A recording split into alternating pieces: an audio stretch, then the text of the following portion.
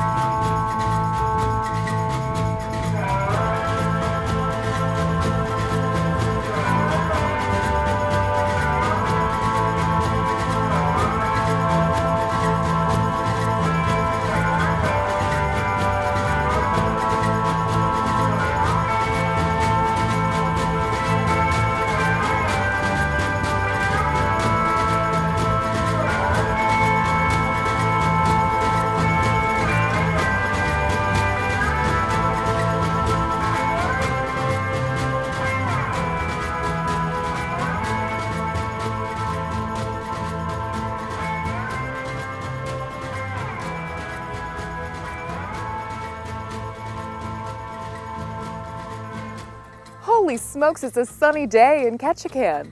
Welcome to Wet Weather Wellness. I am your host, Abby Stevenson. Now, anyone who lives here knows that this is not a regular occurrence. The fact of the matter is we are living in a resource-scarce area, and that resource is sunshine.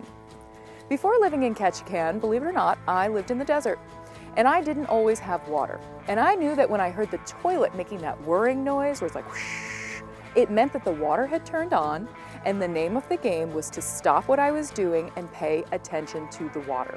So no matter what was going on, if I heard my water turn on, I would immediately start filling up containers, washing dishes, doing laundry, and all of the things that required water because I knew it wouldn't always be there. The same thing goes for Ketchikan and sunshine. On those sunny days, when it finally stops raining, we have to stop what we're doing and go outside. Our wellness truly depends on it. Soaking up the sunshine can boost serotonin levels in your brain. It can give you more energy and help keep you focused, calm, and positive. And all of those things are fun. One of my favorite activities to do on a sunny day is to go fly fishing. And there's so much opportunity to do it here in Ketchikan. So today I'm going to meet up with my friend, Tim Kistner. And he also likes to go fly fishing. And we're going to head out and see what we can catch together.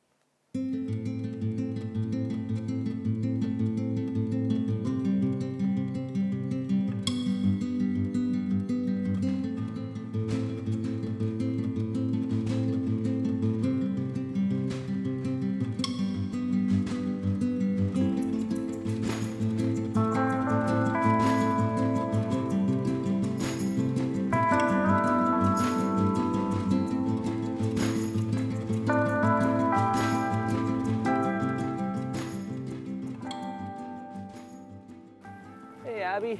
Oh, hey, Tim. Hey, there you are. Fancy meeting you here. Yeah, what a day. It's so nice out. I'm so glad we could take the time and get out in the sunshine today. I know, whenever I get the chance, it's like, okay, time to go out. All right, you ready to get in the water? I'm ready to get in the water. I'm not gonna get wet, but, well, I'm gonna try not to. But Might be a little chilly, but I think it's worth it today. yeah, did you wear your sunscreen? Yep, got sunscreen, I got my waders, I have my fishing pole, I have my polarized sunglasses. Yeah, you got all the gear, cool. Yeah, you know those polarized sunglasses are good for seeing the fish in the water. You can see the fish, so you got the advantage here today. Yeah.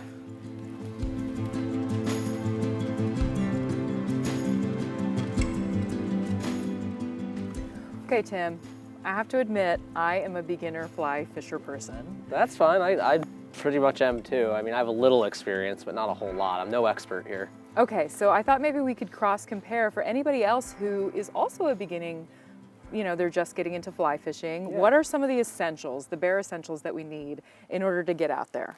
Yeah, of course you need your rod and reel, that's Yep. obvious, but there's a lot of different options out there and pretty good like beginner entry level ones that are Okay. versatile, easy to use, responsive. Otherwise you need things like some steel split shot, Okay. some weights to get things down there. It depends on the type of fly fishing that you're doing, but generally you want some steel shot. Indicators in fly fishing, they're not called bobbers, they're called indicators. Indicators, okay, so we don't bob when we fly fish. No, but they basically serve a similar function for certain types of fly fishing. Okay. And then for this season, since we're looking for steelhead and trout this time of year, we have these little eggs. These are little plastic beads, and essentially they simulate eggs that might be found in the water from trout. Okay. So, of course, hooks along with that. Yep. So that's kind of your basics. And then we do have some flies here. There's different types of flies. These are considered nymphs. So these are flies that are meant to be sunk down onto the water. Yep. So, if you have a setup with basically hooks, some split shot, indicators, eggs, Okay. and then maybe a small assortment of dry flies and nymphs, Yeah. you've got a decent like basic setup. Right? Okay, wonderful. So I brought my wading pants, I brought my wading boots. I also have flies. I like to carry this on my jacket. That's one thing I did forget. That's really important. Okay, cool. So Yeah. we can share that because if you ever need to clip your fly or Yes. it gets snagged, you got to cut it, Yes. anything, I find that this is really helpful. Yep. I also like to carry a pair of these Yeah. just to be able to cut the wire really fast and be nimble. And a net, Yeah. of course, right? That's important. 'Cause Hopefully we get to use it. we're gonna catch something today. Yeah, especially And- because you may deal with some smaller fish when you're fly fishing. So a net is really important. Okay. So you don't injure the fish any more than you do with the hook. You want to be able to very gently pick up that fish, get the hook out of it, and get it back Okay. for catch and release. I also brought some foot warmers just because. Yes, You thank know, you. it is Thank you for sunny bringing today. those. Yeah, it's sunny, but the water could still be pretty chilly. So I think the water's gonna be ice cold. yeah, so let's keep our feet Yeah. nice and toasty. Good idea. So to set up our rig, what do we need to do here? Okay, well, it looks like you've got one that's already got an egg kind of built onto the hook. Yeah. So that's kind of easy. That's really just a matter of tying it on Okay. and putting some weights and an indicator on. Okay. For mine, I have a little more of a traditional egg setup where I first put the bead on the line, then I tie the hook on, and then Oh. yeah. But then I basically need to put an anchor to keep the bead in a specific place. Sure. Do you know how to tie a hook on? Do you have your? Now, my memory is fairly rusty, but should I just go for it? Go for it, yeah. All right, See so what you're doing. yeah. So I normally pull it through, and then I think I twist it, right? Yep, you want to wrap it around. Wrap it like 5 times, but I hang least on to the 5 little times. loop at the bottom. Yep. Right? Yeah. So I'm like 1. It's been over a year, guys. So don't, my skills aren't there. 3, 4, and 5. And then I loop it through that little loop. Back and through I- the bottom. Yeah. Yep. And then I pull it, right? That's it, yeah. That's called a clinch knot. So Okay. that's a pretty typical fishing knot that we use for And then do I do it again? you it just should be keep it fine. that way? Give it a nice little pull to see if it holds well. Give it a pretty decent tug.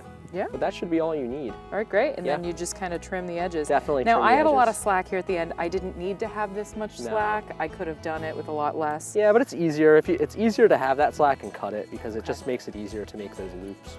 Great. So yeah, I'm basically doing the same thing. Although I'm doing there's one called the improved clinch where you basically do that same thing, but you do an extra loop on it. It's kind Yeah. of hard to explain, but it's essentially the same thing. And I mean, we're more likely just going to be catching trout. If we're lucky, we'll catch a steelhead where a good knot is important. Now, what brings But- the steelhead to this area this time of year? This is when they're spawning. So Okay. a steelhead is basically a rainbow trout. The Okay. same fish as a rainbow trout, except it's gone out to sea. And it's Okay. lived out in the sea, and it's gotten really big, and it's gotten really wild. And trout are usually freshwater, right? They are, yeah, but I forget the word for it, but they can go to the sea. Okay. So it's the same fish as the small little 12-inch trout. It's just that one decided to go out to the sea, live get really big, but they still come back to the same place to spawn. Wonderful. So that's what we're hopefully seeing. It is the time of year where we start to see them. And just like salmon, they spawn in the freshwater, yeah? And just like salmon, yep. Okay. The difference is with Pacific salmon and trout is these steelhead will go back. They don't die after they spawn. Okay, They good go to back know. out to the sea. It's not the one-way journey. So what tool are you looking for now? I'm looking, You wanna borrow scissors, my- clippers. You want to borrow my clippies? Yes. Okay, cool. That's not a formal term, I'm So sure. here's the clippies. I need to cut my nails, it works just as well. Yeah. So, I did at first, when I first saw it, I thought, that's an expensive nail clipper. Cool. All right, so I've just got that hook on there, and now I need to set the bead in the area, and typically I want it to be above the hook, a good little length there. Okay. That way when the fish tries to bite the bead, that hook goes deep in its throat, so it establishes that that's what it's going to do. And some people really swear by certain distances of that bead, and it's nice with this is you can adjust it. So I'm just sticking that toothpick into the hole there, and then I take the clippers again, and then actually I'm going to get more of a scissor. Yeah, I'll get this one right here, and we'll just cut that toothpick down to as close as we can. So basically it's the plug. And there we Okay. go. We have our bead Beautiful. right there. Okay. And then next we are going to put split shot on. Okay. So I have a bunch of it right here. And spacing these is a little tricky. That is something like you tend to adjust. But probably want to put like 2 or 3 of them because it really depends on how rapid the stream is flowing for one. Right? It depends on, if you're in a whitewater rapid nearby or something, you're going to want more beads. Yeah, exactly. You need more weight to keep it down there. Okay. And the spacing matters as well. And that's something that I just kind of play around with a bit. Okay. I'll start with about like 12 inches. And that should give us the right kind of drift with it. You as just it goes clamp down them on there, right? You clamp them on there by hand, and then you This one's already clamped down. press down with the pliers, which I have right here. Great. So, and It sometimes looks like helps the to- water has some good movement to it today. Yeah, So I think I'm going to put a couple of them on there. yeah. I would probably start with 3, Okay. and then you don't have to go crazy clamping it down, but there you are. Oop. Careful not to cut your line. That sometimes happens. That I have done. Accidentally make a wrong move, and then your line is cut, and you start over again. There we go. There's one. Some of these are already clamped down. There we go. Do you put them right next to each other? I put them like I usually put them kind of close together. Okay. Not like up against each other, but basically so that this whole region of the line can be pulled down. I feel like fly fishing is a mixture between sewing Right? and surgery. Yeah, it kind of is, but also Altogether. quilting, because if you're tying your own Right? flies and you do like the craft portion of it, Yeah, like I it's felt. layering. And Could I steal an? Oh, here, I'll steal this one. I felt like the first time that I learned, I was like, oh, I just have to tie a loop through this? Okay, yeah, I can do that. And all of my hours spent making friendship bracelets as a kid came there you go. to fruition. Okay, Yeah, so does that look beautiful. correct? Yeah, and when we're out there, we'll kind of see what it's doing in the water. You kind of need to see what's happening. So and it's then a we'll good adjust idea them. to bring these things with us in Definitely. case we You have always to. kind of want that basic kind of gear with you. I mean, most people carry all of their stuff with them in the water. It's good to have at least the essentials for that very reason. Oh, one more thing. We need to put an indicator on there. Okay. So that you know when the fish has bitten. exactly. Do you not feel it on the rod? You can a little bit, but the indicator, for one, it helps kind of set the depth, but it also, you can tell when there's something that's nipping at it or checking it out. It just gives you that extra little bit of visual cue. Oh, wonderful. That it's time to lift up and set the hook. So these ones work by basically make a nice loop, and then you go through. I don't know how to do this. Go through that hole, and you Oh, around itself. Thread it through. Yep, and that makes it also so that it's quite adjustable because we don't quite know the depth down there. Yeah. It's gonna be kind of deep, but we'll kind of see what it looks like and we'll probably have to move that. Okay. So where's yours? Here's yours. Great. So how far from? Oh, I did mine really close, but Okay. it shouldn't be. I would probably give it 4 feet. Give it 4 feet. Yeah, Wow. because I think that's what our depth looks like. I know this area and it is a little deeper than you think. Okay. Especially with the line that we're trying to run. So I'd probably say at least 4 feet. I mean, we'll kind of see what it's doing. I like to say that fly fishing is a lot of string management. It That is. was my first essentially. impression when I Yes. tried it. Okay, great. Absolutely. And luckily over here today, we don't have like all the brush, all the salmonberry. We have a wide Yeah. open area, so we're not going to be getting tangled up in trees, Oh, hopefully. good. That's so important. Okay, Loop cool. it through and then right through here. Exactly. Cool. Great. Okay. Yeah, All right. try it out. Let's try it out. Let's get in the water. All right, we got to get the waders on. Let's Yep. go. Let's do it.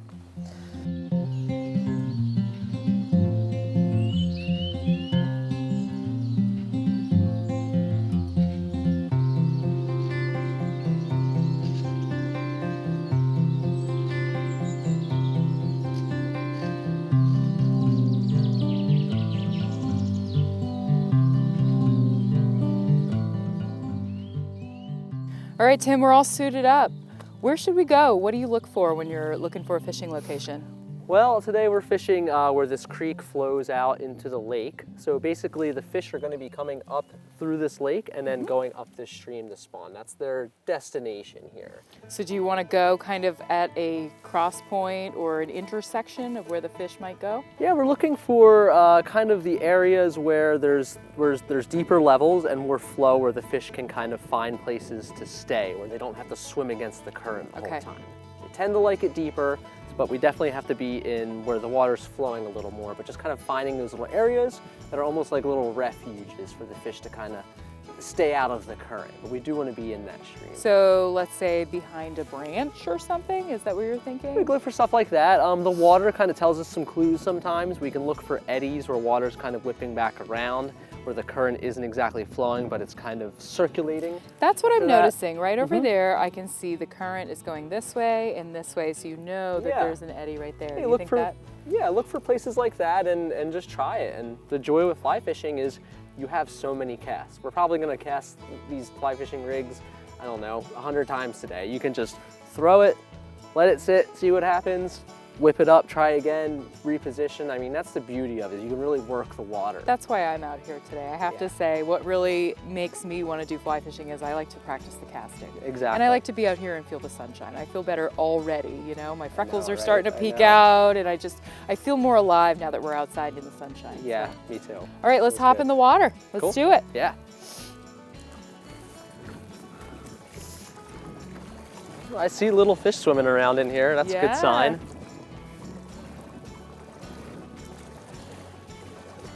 Yeah, so there's this creek flowing out here, and then Yep. there's almost this shelf. Look at how shallow this is. I know, it's pretty It's wild. really low today.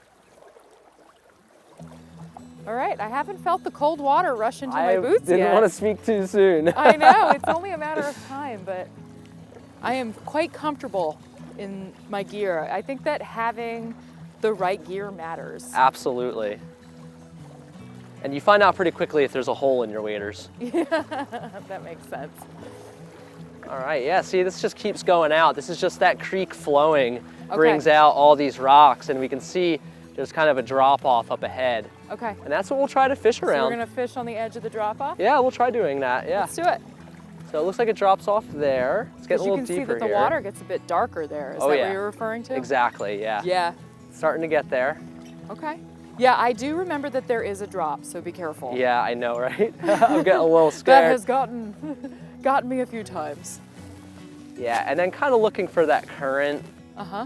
And I think we can, yeah, I kind of see it dropping, so I Do don't you really want to wanna- cast this direction or you want to cast this direction? So, since the creek sort of splits, you can go on that side. Okay. I'll go on this side, basically. Okay. And we'll try not to get tangled up.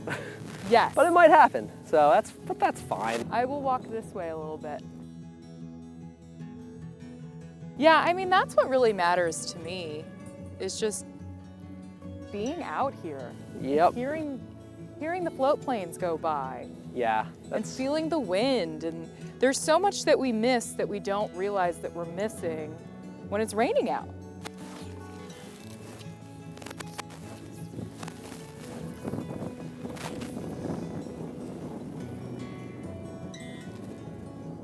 All right, we're out here on the water, Tim. We made it. Yeah. We found our choice of where we're gonna stand. Show me some of your casting technique. We're gonna wanna basically throw that line up ahead. So start about there. Okay. And see if you can just get a nice easy throw. Okay. Like that.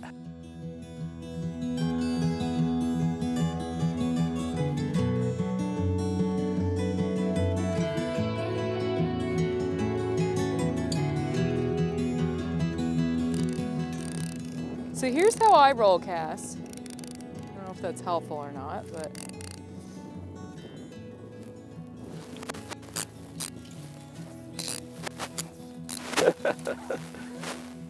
It's too much weight. Yeah, there's too much weight on there. You swat it around like you're killing a bug. That's the way to do it, folks. All right, I'm gonna pull a weight off. Okay.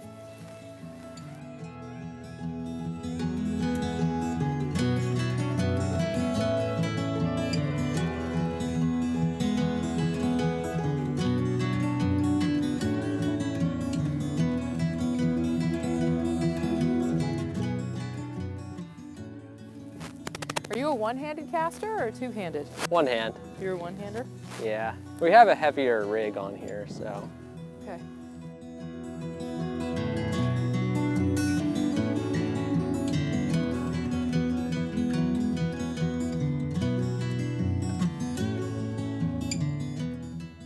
You spend 90% of the time detangling the string, and then you get couple good casts in, Yeah, and you're just happy you're outside. exactly. That's That's what it's all about. Pretty much how I fish. Well, what's fun about it is it's like rewarding.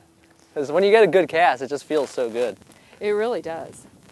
Do you ever practice outside of the water? No, I never have actually. I sometimes practice in my driveway. That's a good idea. The neighbors like to watch. Let's go to the Walmart parking lot and Yeah, just anywhere you have space. You want to make sure there's no children or anything around, but.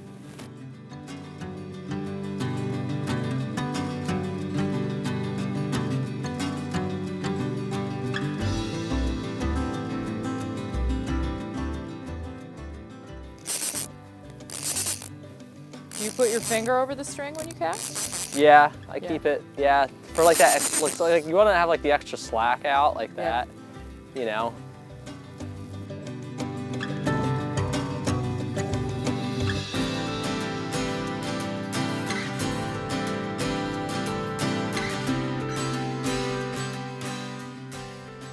Yeah, I want to take the bobber off. I can't deal. It's going off. I'm done.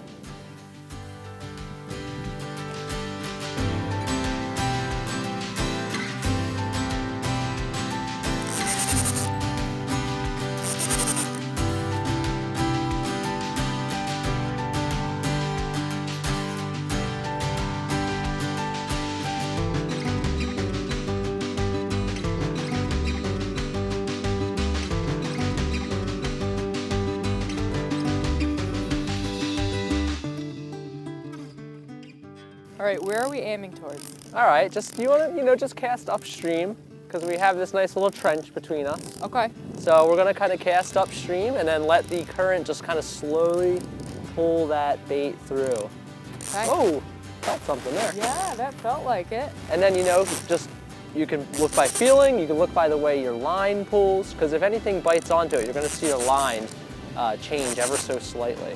Okay. For me, I've got the indicator, so I can just look for those subtle movements on the indicator. But yeah, you just want to get it upstream and then just let it drift. You're just imagining that egg is just floating down along the bottom of the stream. And any opportunistic fish that sees that and decides to go for it is going to bite it. And then as it's drifting towards you, you pull in a little bit of line. That way, if you do get a bite, you can lift up on the rod and then you won't have all that slack. It's called mending. Okay.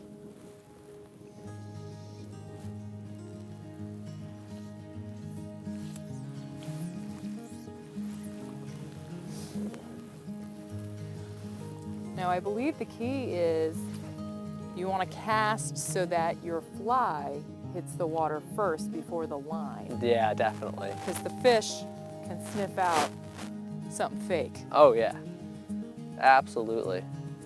You also want to be careful of the shadows that you're making into the water, I believe, and Yep. the amount of noise. That's one reason that like it is nice to fish on a rainy day, is that it does help for that. It messes with the visibility for the fish. They don't see the shadows, the rain covers up a lot of it. Okay. From my research, I have read that you don't want to really like go far back with your arm. You don't want to go all the way back. You want to let the pole do the work, and you're really just snapping the wrist. Did you also? One thing I learned is you think about it like the hands on the clock. You think about 10 o'clock and 2 o'clock, and you shouldn't really go beyond those. Oh, So you nice. kind of, and that actually helps, like when you kind of keep it limited, it helps from that going too far, wrapping around. That was a good cast. I So a just nice did. 10 and 2, just like this. 10 and 2. Like 10 clock and hands. 2. Am I snagged? No, there was something on there. Really? Ooh, Something was just pulling. come back. All right, we're gonna go back to that area and find out if I was hitting a log or a fish. Oh, something just grabbed it again. Really? Ooh. Yeah. Oh, They're behind us. all right. Yeah, I feel like there's an art to fly fishing that is just as lovely as fishing in the ocean, but you know what? It's more accessible to me because I don't have a boat.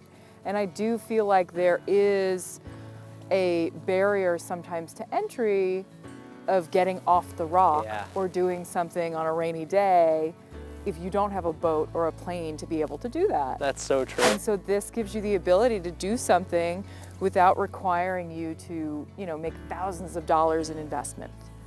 Yeah, we all know boats aren't cheap. Exactly. But also you can just come out here after work and do it for an hour. Well, so what I love about the summer in Alaska is that the sun stays up for so long that you can still get off of work and go do activities. Yeah. I And know, I that love is a too. viable option. I definitely had something just bite. Yeah, I love it because you can just look for that little action that there's a bite, and then you can just rip right up and you either have a fish on or it just takes you to the next cast. Yeah. Just pull up, throw it back there, and then you're ready to go again, and then you just do it again. The movement is very rewarding. And it's just Even one of those just things. to pop out here on your lunch break.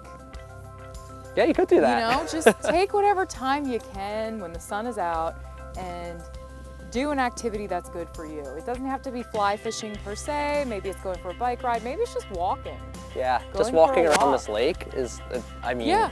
I mean, this is a popular recreation area where people do like to walk around, and it's so beautiful.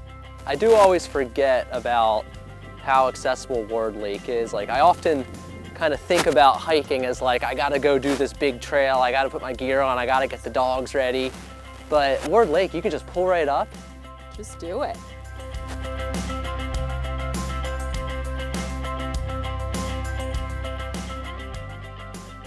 Okay, so we didn't catch anything today, Tim, but I can't say I'm really upset about it. Yeah, whatever. It's just about getting out here and getting the sunshine. Yeah, for me, it's about the mindfulness activity of fly fishing. You're thinking about your casting, you're thinking about your outdoors, you're thinking about the sunshine, you're thinking about all these things. It's just so much fun to just get in the water. Yeah, it's really rewarding just to get out, throw a couple casts, feel good. I mean, that's what it's all about, right? Absolutely. So I would recommend to you out there, Ketchikan, if you have a particular passion, you have a particular hobby that you like to do, when these sunny days come up, take advantage.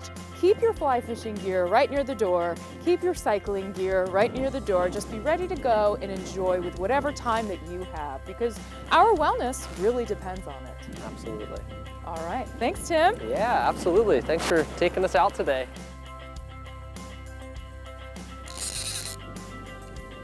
Ah, on with the green string already. There we go. I'm a grown adult. I can problem solve. It does help to have that extra hand. It really does. It's just string management, bro.